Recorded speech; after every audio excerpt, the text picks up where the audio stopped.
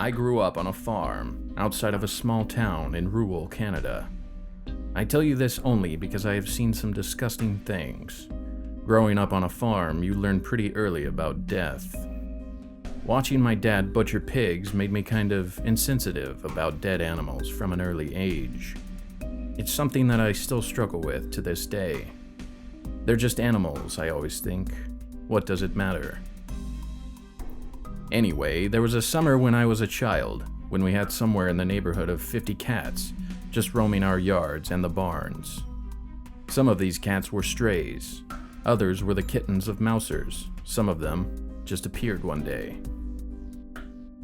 I remember in particular this very large cat. It was about the size of a baby deer, maybe a bit smaller.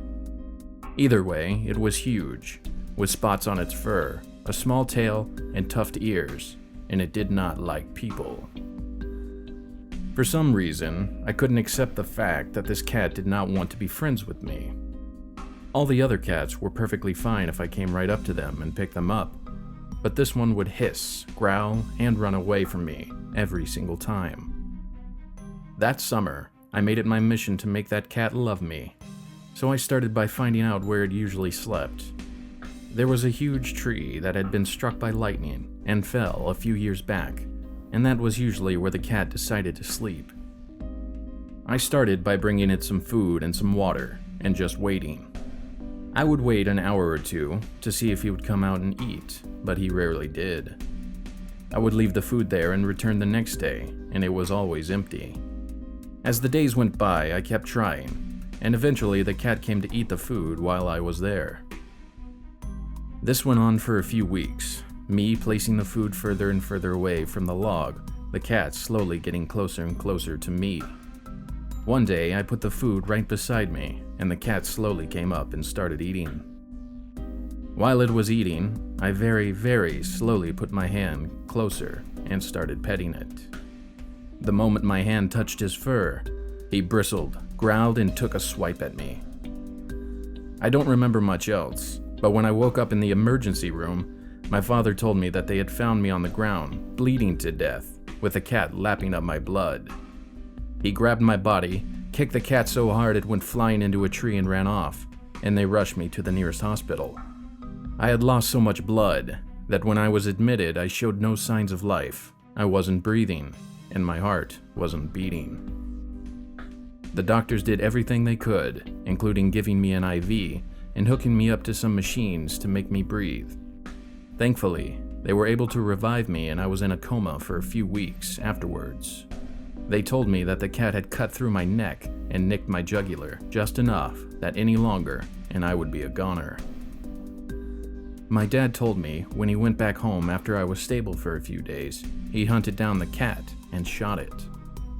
He said it was sitting by where he found me, looked him straight in the eyes, and didn't even try to run as he approached.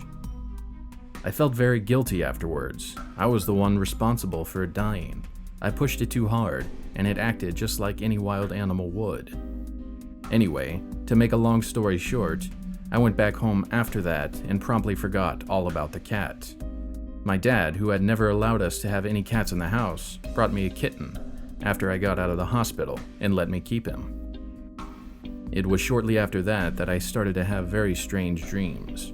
Dreams of growling, snarling animal outside my window, just waiting for me to go outside.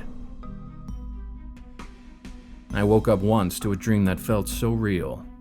I dreamt that I could see myself sleeping from outside the window, with the kitten sleeping on my chest, and in a fit of jealous rage, I clawed the wall, tearing a huge chunk away from the linoleum siding. I woke up and immediately looked outside the window, but there was nothing there. The next day, I saw my dad replacing some of the siding, but I didn't think anything of it.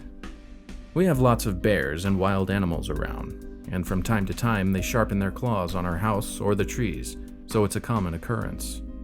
These dreams continued for a few weeks, seeing myself sleep from outside the window, but they happened so often that they didn't even concern me.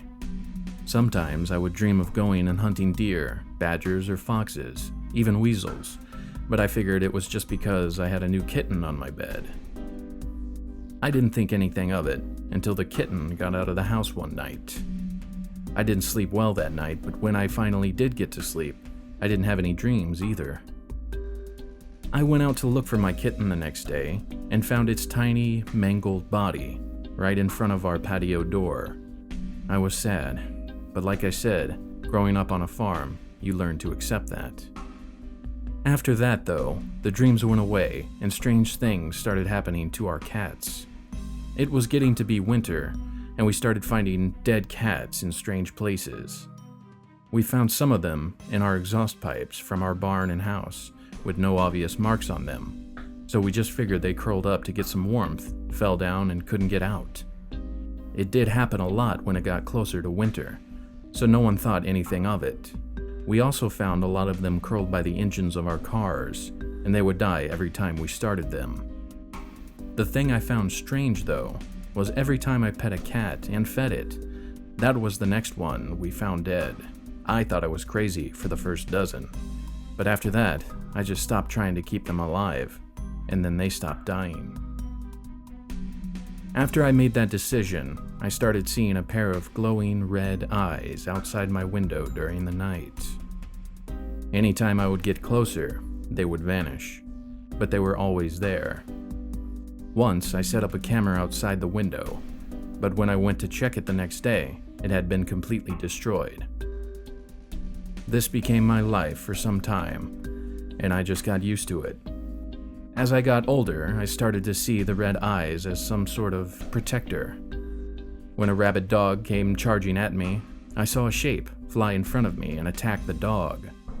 It was only there for a second, but the next thing I knew, the dog was dead, bleeding out from a claw to the neck. So I thought whatever it was just there to protect me.